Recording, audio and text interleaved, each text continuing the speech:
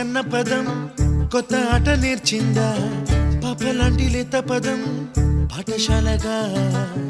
కూనలమ్మ జానపదం పల్లె దాటి వచ్చిందా చవళిల జానతనం పాట చూపగా కుంచెలో దాగే చిత్రాలు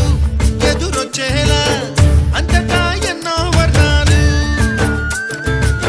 మంచులో దాగే చైత్రాలు బదులిచ్చేలా ఇంతలా ఏవో రాగాలు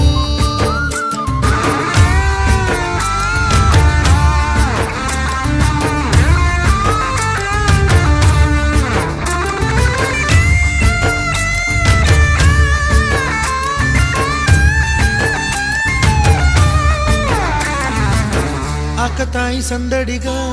ఆగలేని తొందరగా సాగుతున్న ఈ పయనం